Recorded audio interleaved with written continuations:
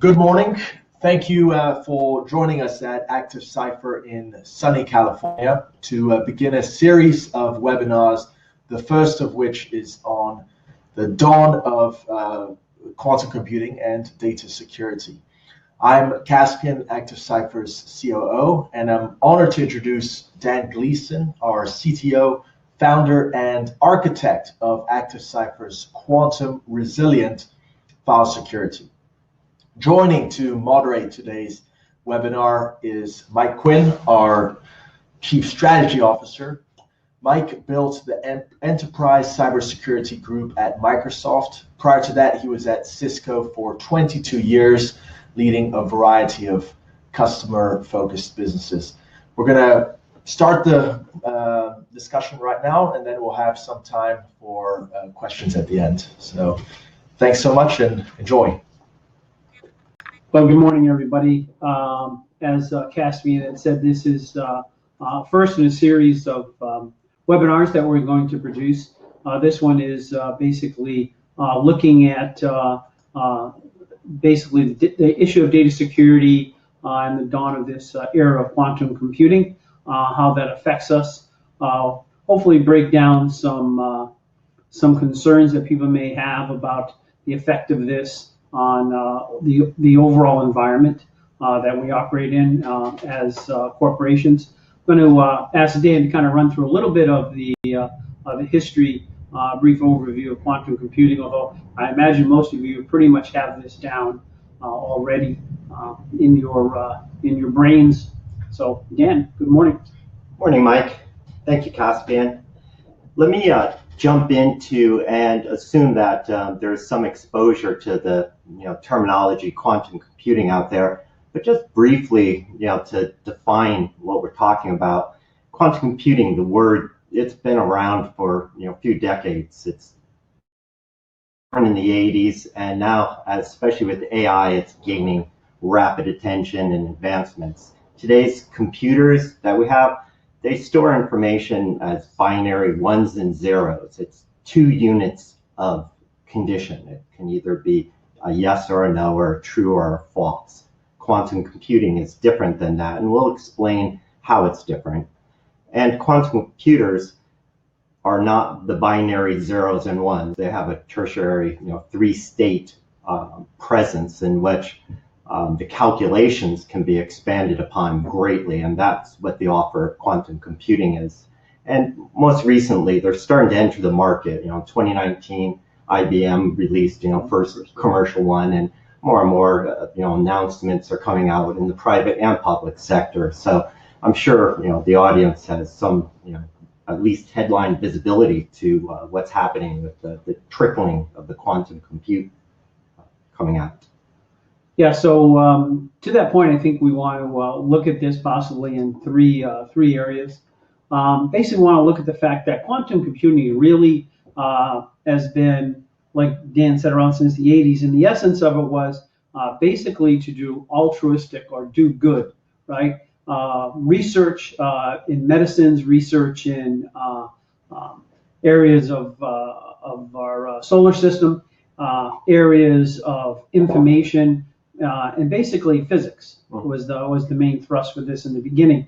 And the reality of it is, we look at this and we know from what we've experienced with the birth and the growth and the rapid expansion of the internet and all of the devices attached to it, that there are basically people who weaponize these types of environments, and quantum is one of them, where they will basically turn it into a weapon to go after the information and the data that people are so carefully developing in research, either to corrupt it or to basically take it as a nation state, bring it to their environments and build it possibly faster, better, and cheaper, and therefore steal a market from corporations, but also individuals. So we look at the abuse that's related to it. And last but not least is the fact that you can actually turn quantum computing into a benefit for those who are doing day-to-day activities in the current computing system and the future computing systems by basically using the speed and performance of that tertiary environment that Dan discussed a minute ago to basically drive security, i.e. encryption, in those environments. And that's one of the things that we want to discuss today as well. So those kind of 3 areas we're after. You can submit some questions online, and we'll get them to them in the Q&A section based on what you hear, what you see, what you're concerned about. This quantum reality, Dan, that we're talking about today, can you kind of give us an idea how that, basically is being designed today to use the software hardware battle that's been going on for the last 30 years, where we are today? Yeah, and that to kind of define what Mike's talking about there is there's been a pendulum swing back and forth as there's advancements in hardware. The shrinking, Moore's law has existed for decades to help guide us with the compute, the regular PC compute world, in terms of knowing that we're shrinking stuff and getting it faster and cheaper, has provided Intel, AMD, and others a path, a roadmap on hardware and software, so that there's a balance, so that the advancement in hardware and software, the pendulum swings back and forth, and it has in that Moore's law PC world. In the quantum world, it's different. The challenges are just being felt today, in the past decade with Intel shrinking their, size of their dies down. So as stuff gets down to the 40, 30, 20 nanometer size, then just physics becomes involved. So the same thing times, magnitude greater exists in the quantum world. That hardware environment of containing a stable, coherent environment for quantum compute requires a tremendous amount of energy and physics that are involved, that are in the subatomic level. So you have challenges of hardware that have to be overcome with software. So the race goes on to develop software that's better at error correcting and helping overcome some of those physical challenges, pure physics involved with, having two states exist over a distance simultaneously. It's a lot of this stuff should not be able to be created in the physical world. So you're starting with that as the challenge, overcoming the state of, well, we can't do this in today's physical world, and that's our challenge, the starting point for quantum. The reality is that the pendulum of hardware and software has been swinging further and further out to extremes. So now the challenge is on hardware to grow something of substance in terms of processing power. Today, IBM announces, a 53 qubit computer available, basically for usage. It's a public computer. There's other ones available. But when you look at like cracking some hard problems, like you were talking about, in healthcare, solving, the cure for cancer, looking for cancer amongst many genes and things like that. These are things that the quantum computer has, like in your first, the first listing of altruistic efforts. That's what this was born of. But with the hardware constraints and challenges, there's a tremendous amount of software that has been written in the past 5 years or so, where trying to overcome the hardware physical limitations through software application for error correction and maintaining coherence, and actually trying to sift out some valid results from amongst so much noise. So the quantum reality today is that we're still in a very small infancy of compute power that's also fraught with a bunch of error correction and a bunch of noise in the results. So there's some real challenges today in getting the benefits of quantum computing. Okay.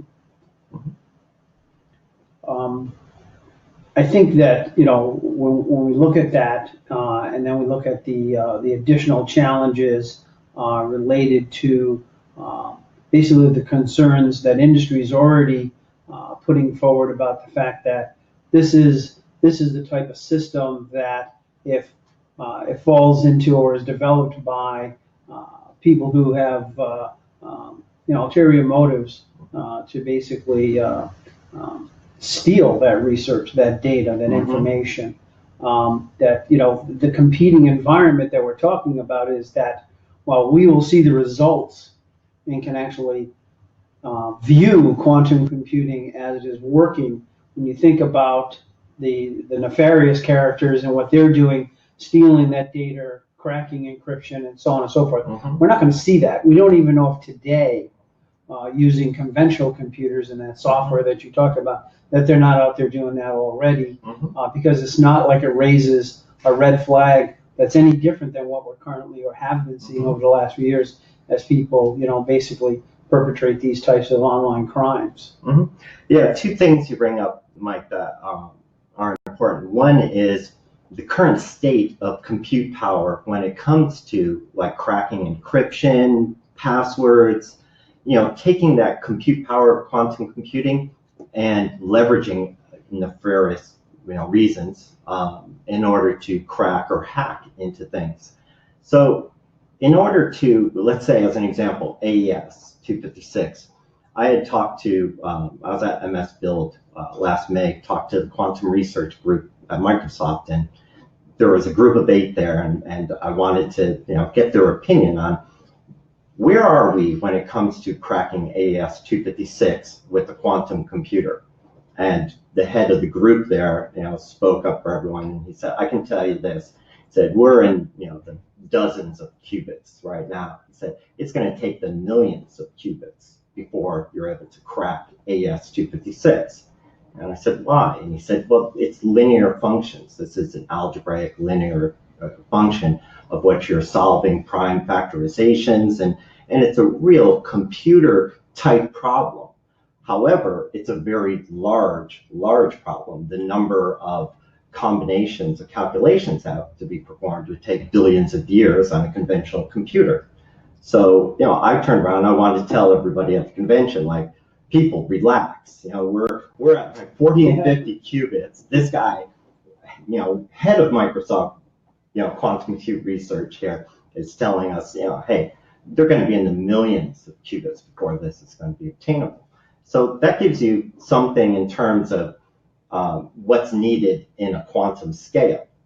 But it shouldn't make you relax about, well, then we're way far away from that happening, right? Because the second thing you touched on was the software advances, where someone who doesn't have access to a university or a huge system to be able to write some algorithms to test for cracking, no, he could go and get some open source algorithms and quantum developer kit and develop something on a conventional computer. It's not going to run at quantum speeds, but he's going to be able to take advantage of quantum algorithms, quantum software that's developed to run exceedingly fast on problem solving in emulation mode. So there is a real concern about where we are with quantum computers now, not because we're not there on the grand scale of things, but that there's software that's out there that can run in conventional means. And so, you talked about emulators, right? So the key is that there's the compute, but then there's the emulators that we already know today. Basically, they basically operate at a much higher speed. The density of them, as you can build them out, for small dollars compared to trying to build the quantum machines that we showed in that first slide, because it's more about leveraging the software, similar to putting a tuner in your car. Your car only does so much, but then you buy a tuner kit, you sit down and you program your car, and all of a sudden, you've upped your performance horsepower and so on and so fuel efficiencies. And we're basically doing the same thing. We're basically just putting a tuner kit on a conventional compute platform and basically driving it to its maximum. And that's way faster than anything we're doing out of the box today with our normal compute. And so, if we're thinking about it, we know the bad guys are out there. We're not the first ones to think about it. They're cooking this already. Yeah, and not to keep driving that same point, but it's a real fear. Like, you were talking about like the tuner analogy, right? Take some software, apply it to your car, get some more performance out of it. That will take you so far.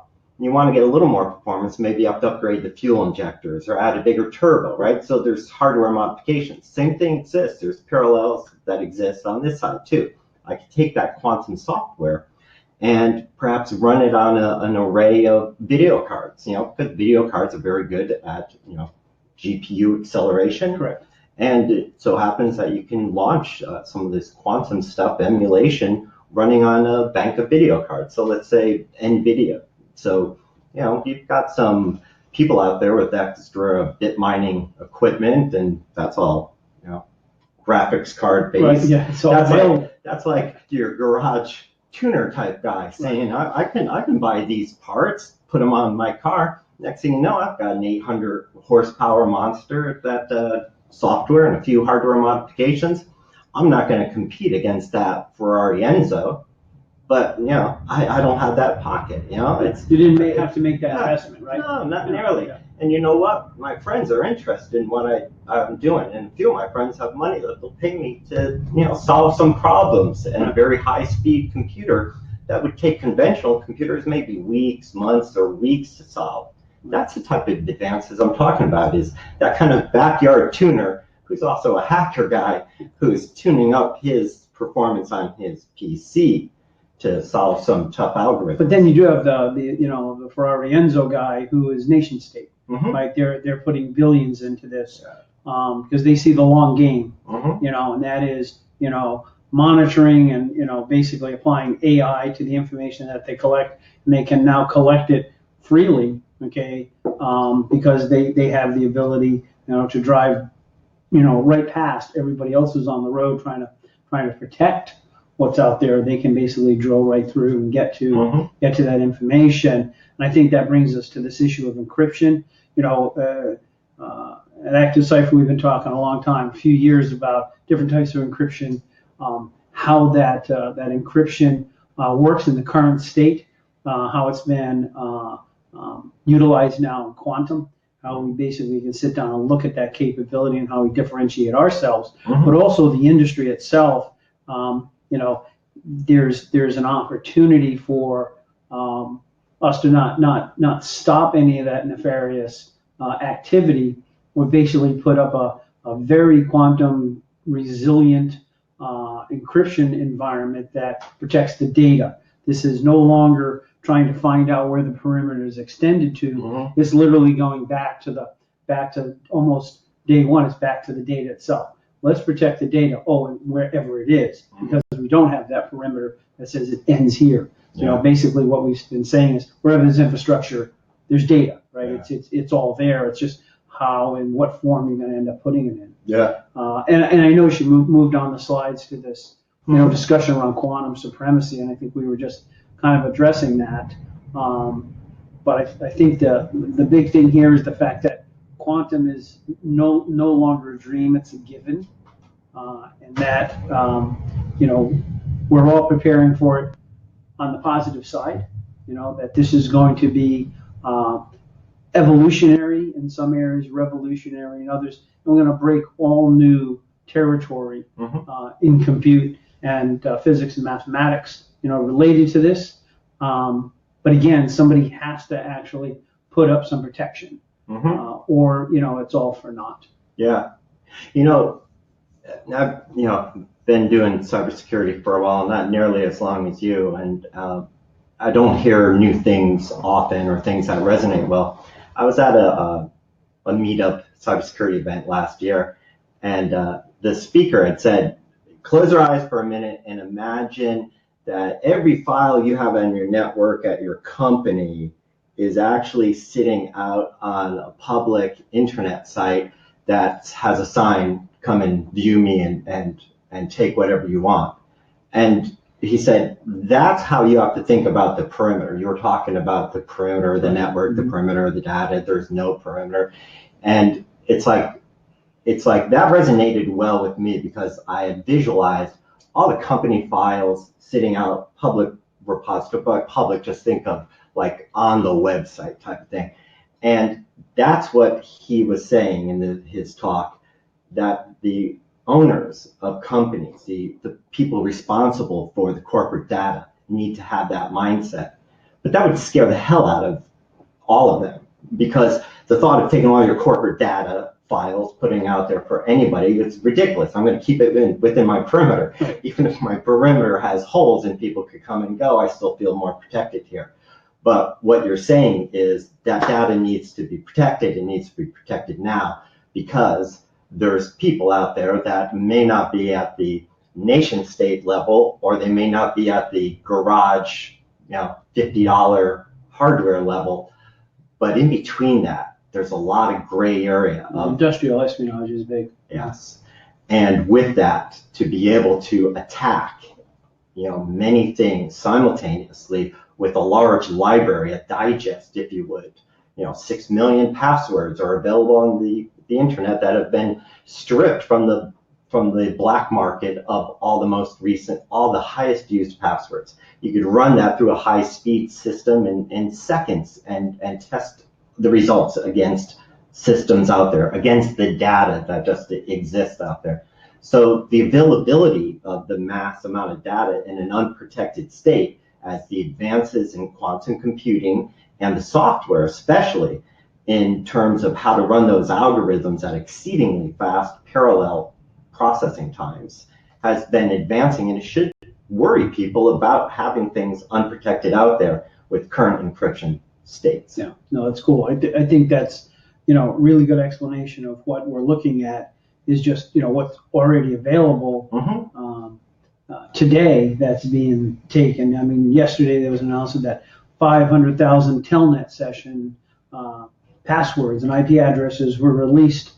So basically every Cisco router, could possibly be targeted firewalls, and then they can basically just telnet into these boxes and basically take control in those environments. And that's not protecting the data as much as affecting the operations of the business. But once inside, then they turn on the next aspect of their business, which is now I can go mine the data that I want from your business because I already have a plan. Because they don't go in randomly. They're not opportunistic.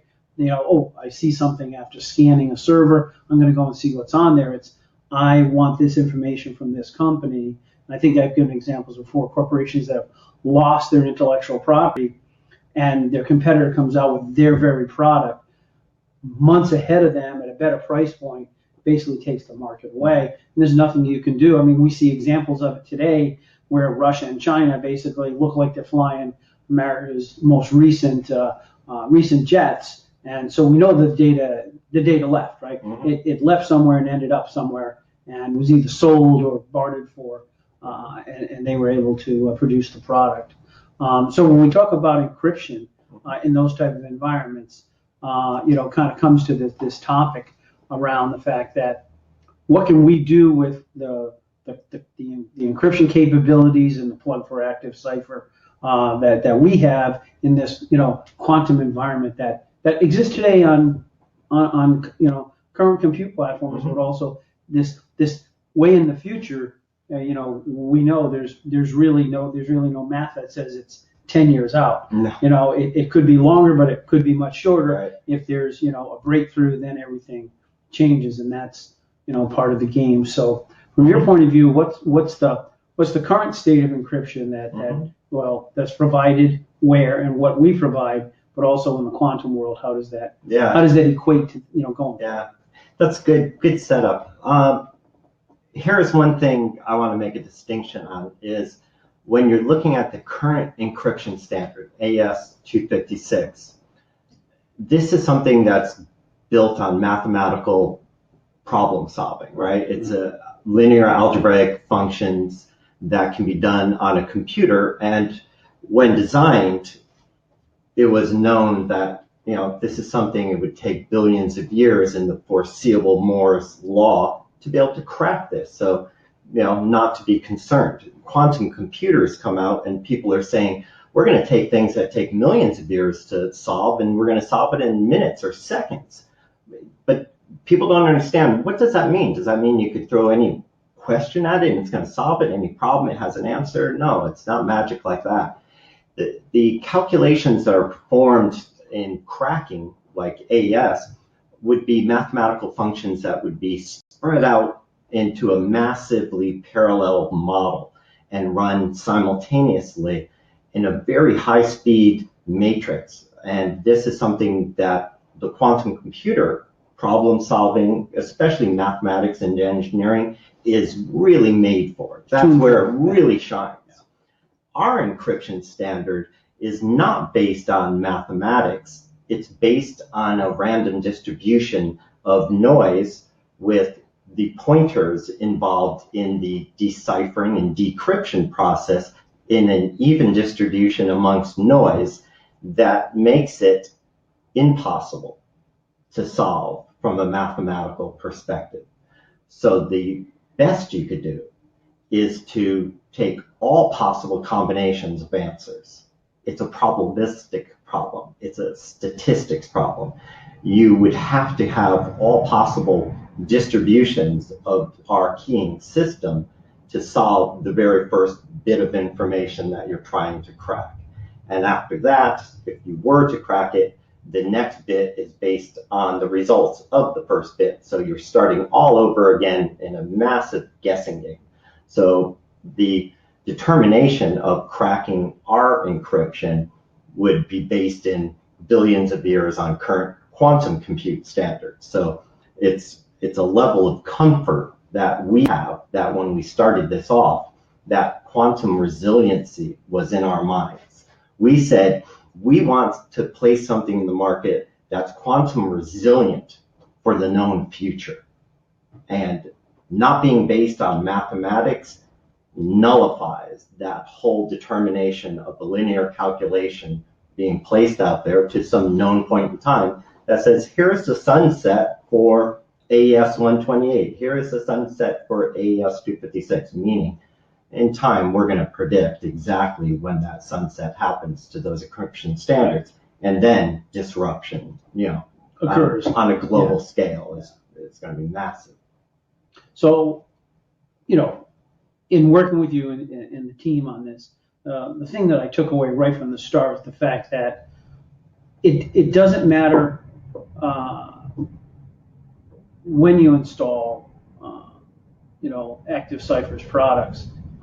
You have that same level of integrity and coverage as we move through the next decade at a minimum. Trusting that level of security is, as you said, it's not mathematically possible to basically break the encryption. And so to me, the big key is the fact that the second part of it is the fact that, in a lot of what we're seeing today in security, there's a lot of physical interaction with hardware and software to drive that. And at Active Cypher, we minimize that, taking that responsibility away from the user, building it into, our product, mating up with Active Directory and Azure Active Directory, really making it, permissions and policy based, type of decisions where individuals moving in and out of groups, there's not this lag, okay, or distraction of where they are or where their data is. It really doesn't matter, right? We're not isolated to it's on this server and that's the only thing we protect. And I just want to kind of stress that point. It's wherever your data is. Yeah. Which means, companies don't have to worry about their data if it's at a partner, if it's at Drop or out on Google or on a home system or on your mobile device. Or on a hacker's laptop. Or if they've literally gotten the data, because we know that their ability to get to the data still exists. We're not going to deny that. Right. It's just the data that they get, if it's encrypted correctly with Active Cypher, is useless. Right. It's basically just an encryption, schema or encrypted data on, and it's useless. You might as well just wipe the drive and reuse it. I want to get to one question related to the area of quantum. We talked about current compute platforms and kind of putting the math together the other day. We were basically saying that for somebody who really wants to sit down and do a large amount of compute and everything, they're in the $20,000 to $25,000 range. This is affordable, for quite a few folks.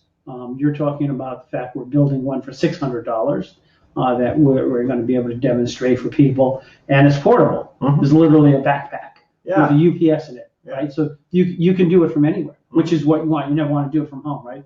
Don't want to be the target. Yeah. So, as we go through this, we think about this. I think one of the big questions is, and it goes back to a slide before, quantum matters in so many aspects of our lives going forward. But when it comes to securing the data, the pitch line is it doesn't matter, because there is a product that actually, basically defends against that operations run in a quantum fashion, because our product basically runs the same speeds, changing the keys.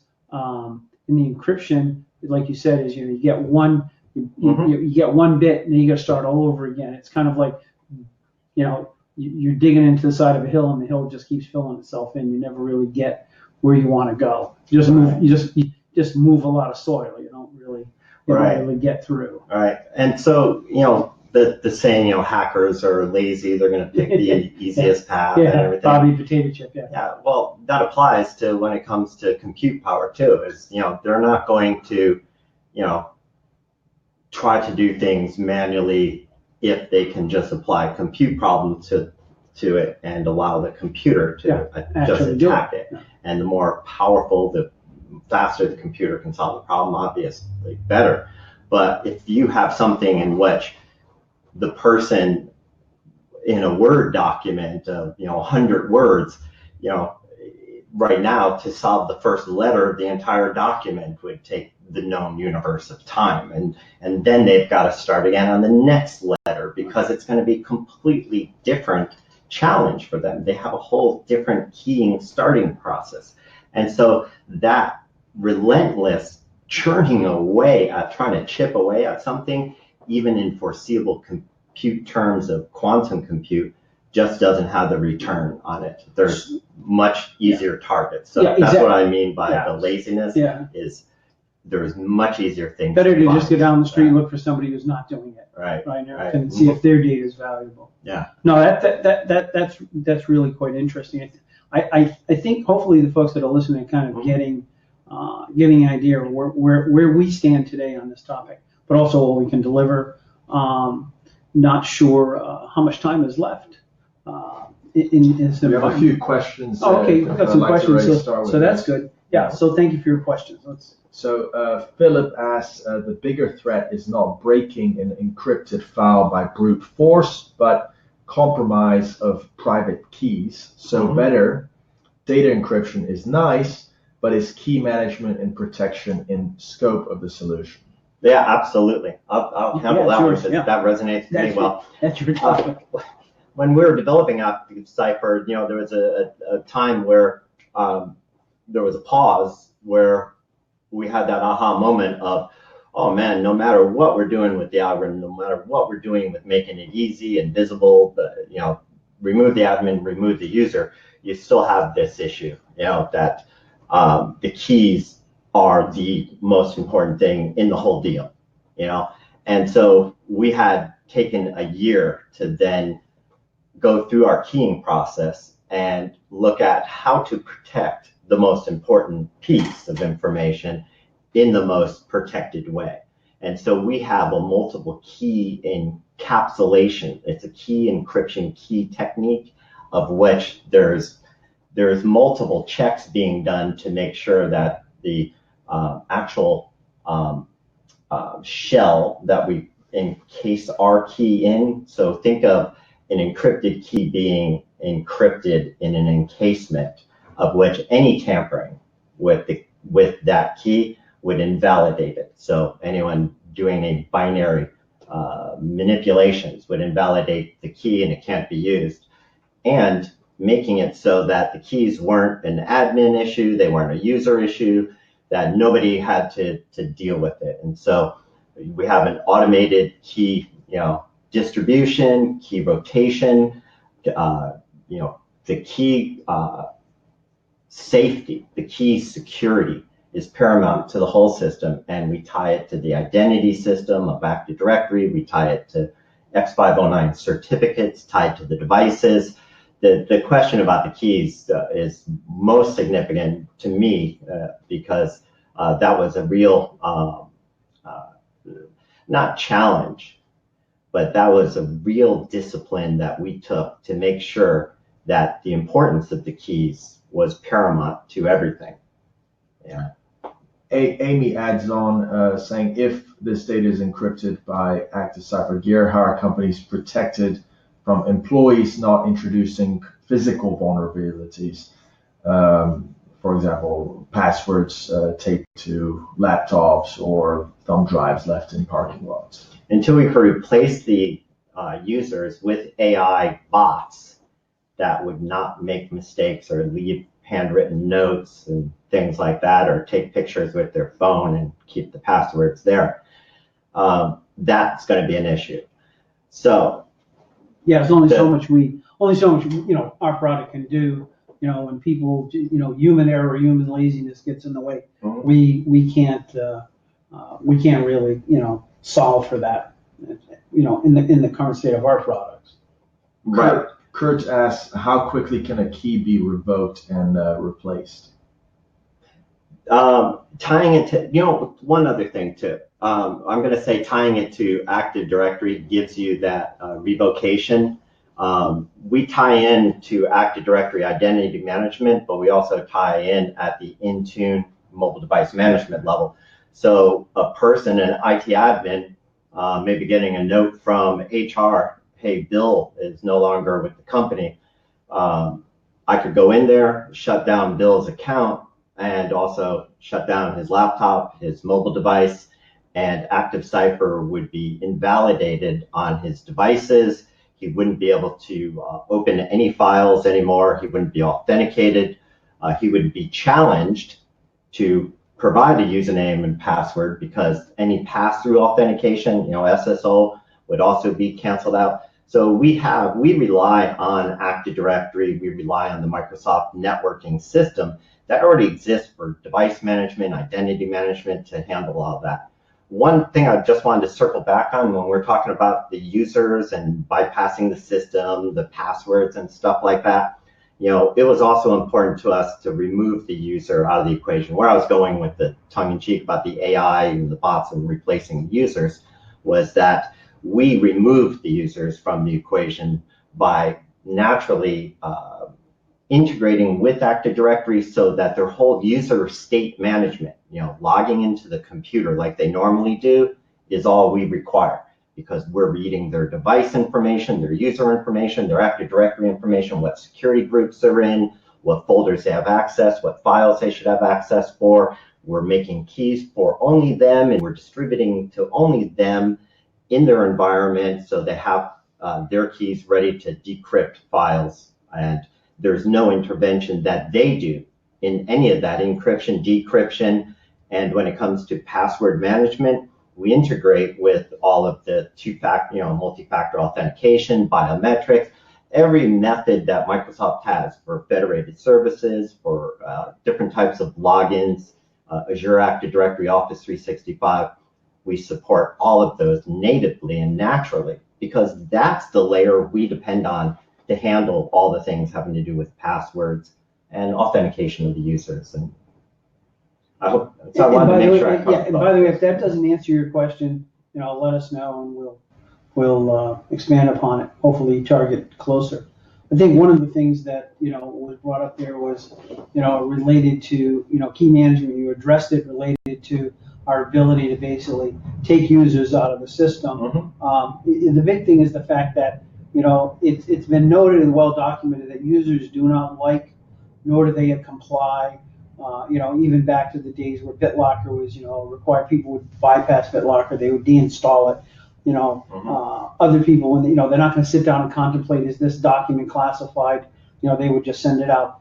With our product integrated with Active Directory, now that decision making is set by the policies and permissions within AD, so the user doesn't have to make those decisions related to the classifications based on different set of parameters that are built around that user. And like you said, so is the keys. They're unique, to that individual, such that we're not doing this revoking and reissuing, a blanket key type of environment. Look at. Would you trust the employee who's writing their password and putting it under their keyboard to also protect your company on knowing how they should classify and label documents for secrecy and confidentiality?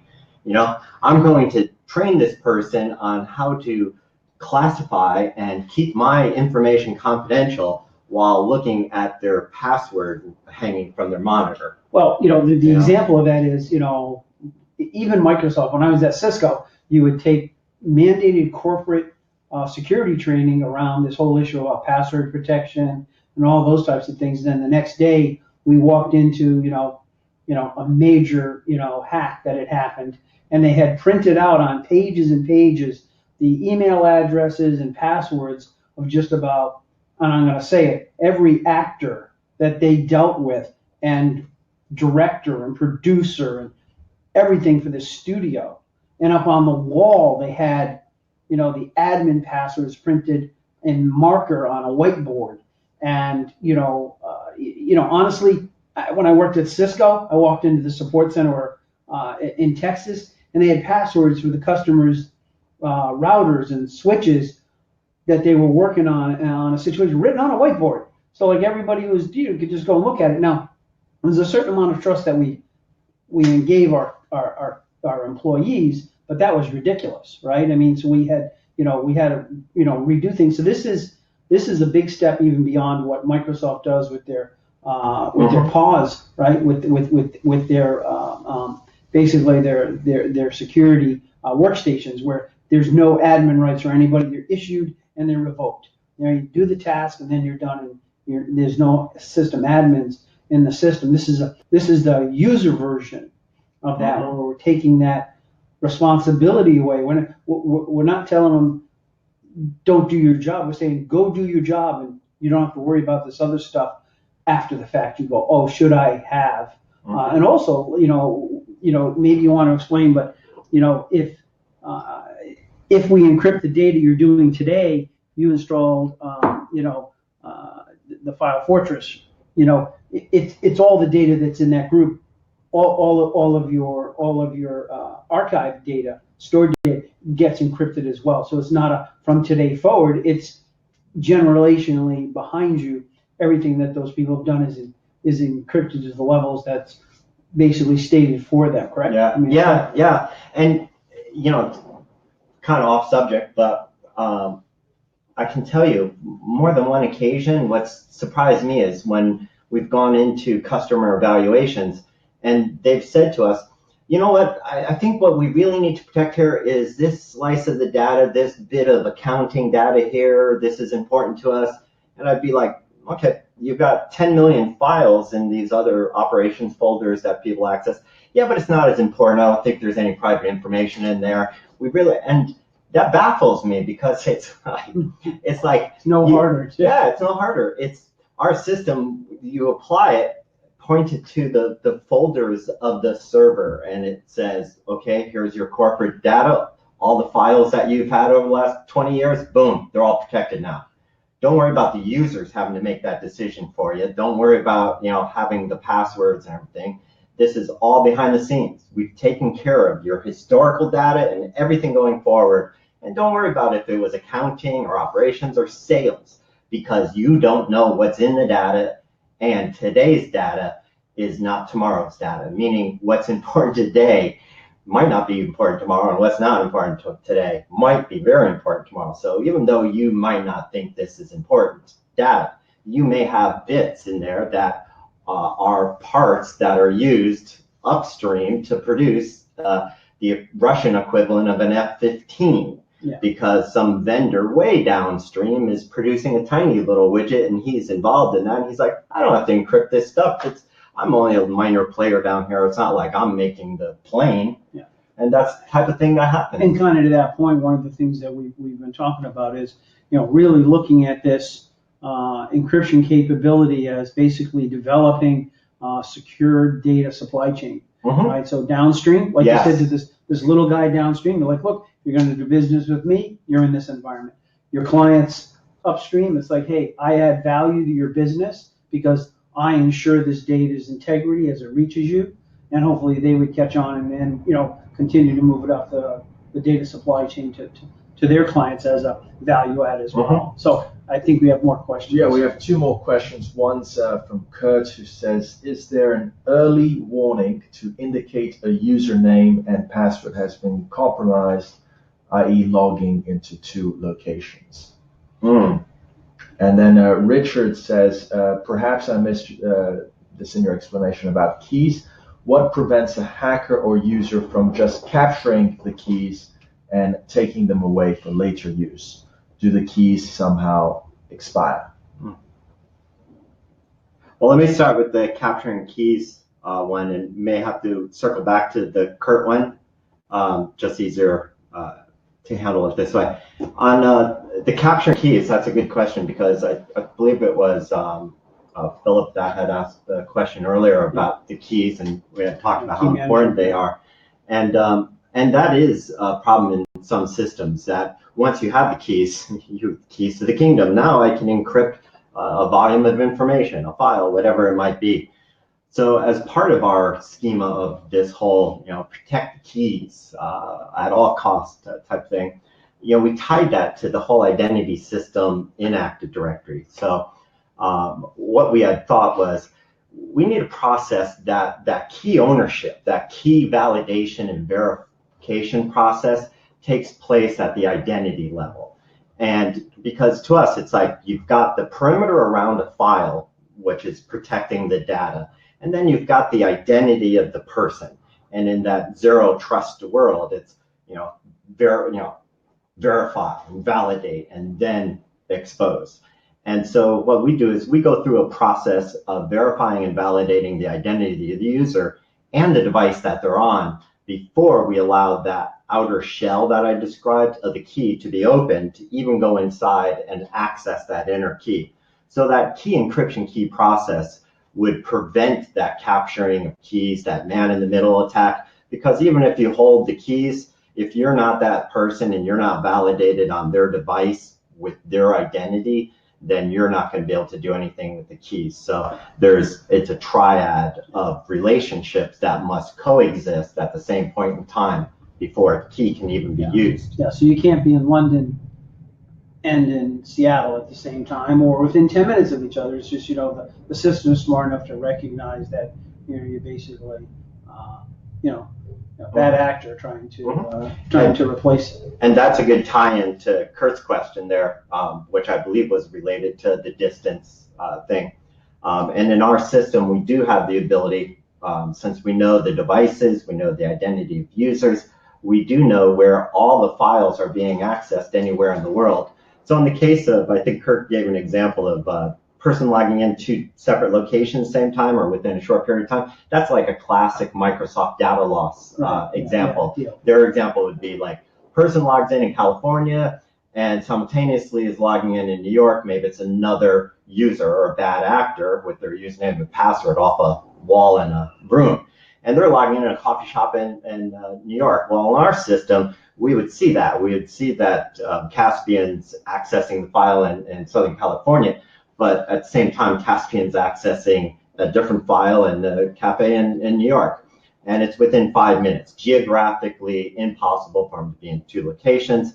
And that would send off an alert in our system where we have an analytics logging system and currently now tied into the Azure Sentinel AI system as well. So we're combining the AI information that we get about where a person is, what their behavior, analytics, together with our file access and identity information. And we're able to pinpoint, down to the geocode, latitude and longitude, that person is exactly here. And you could reach out, shut down their device, inactivate their account, take away the files. You can actually remove the files, remotely wipe them from the system.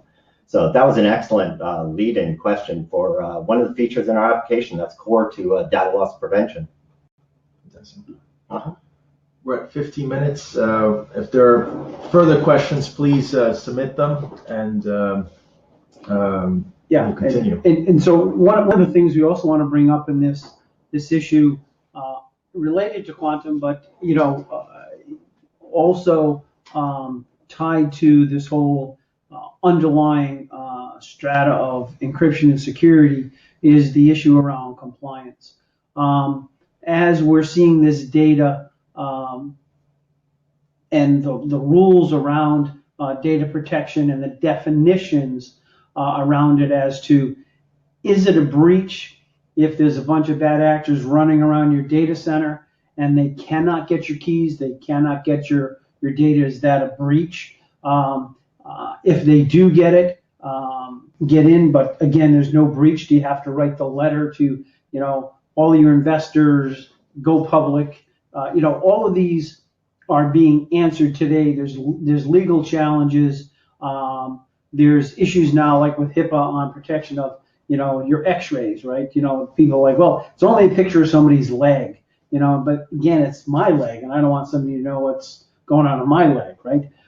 There's the issues with a, Valley company that was testing some analytics against medical data. Of course, they weren't following any rules of HIPAA, and they got themselves even spanked by Epic, who basically broke a relationship with them this week due to those types of activities. So we look at the fact that this overall issue of moving into quantum, even more of that data being available and being manipulated for use by whomever is looking to understand certain health trends, and it could be, originally started as an altruistic effort by pharmaceuticals and hospital systems to develop a cure, and now turns into, somebody wanting to, exploit those individuals who have this disease, or basically put out fake data related to, what the cure is, draw more people in, and,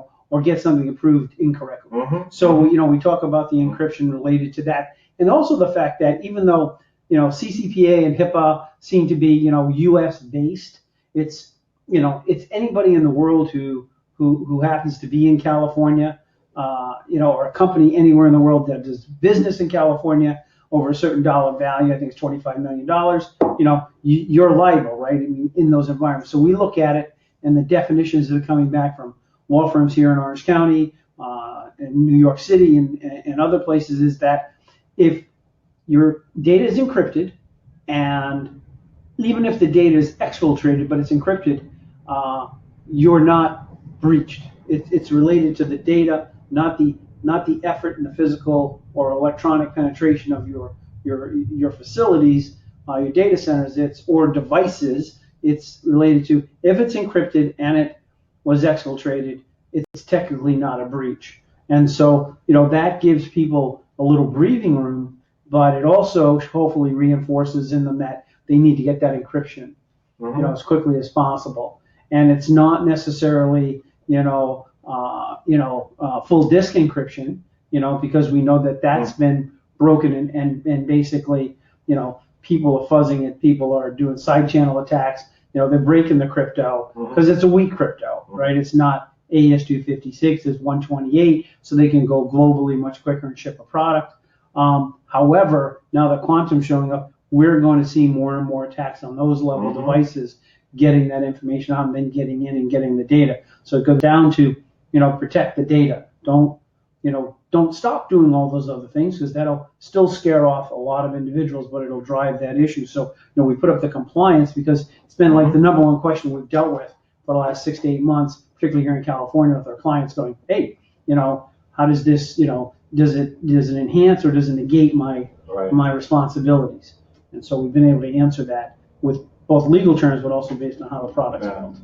So it doesn't become a reportable event then if the data's encrypted. Correct. Yeah. So brand protection, if you're encrypted, we can go back and look at the brand, erosion that's happened to a lot of companies over data loss, and the years it takes to gain that trust back or go out of business because of it. So it's interesting. So so I think, there's a few minutes left. I think this one slide is one I think that, we've been driving the message home, so I don't want to beat it into the ground, but we feel a more proactive approach to data security is required.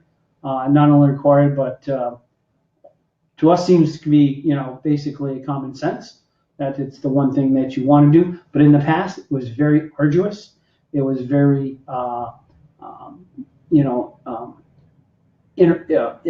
sysadmins and others in IT interacting with the device. Mm-hmm. Oh, and by the way, there was hardware, right? Mm-hmm. There was, software that you had to operate and maintain. With our product, there's no hardware. There's no appliance out on an end device. Mm-hmm.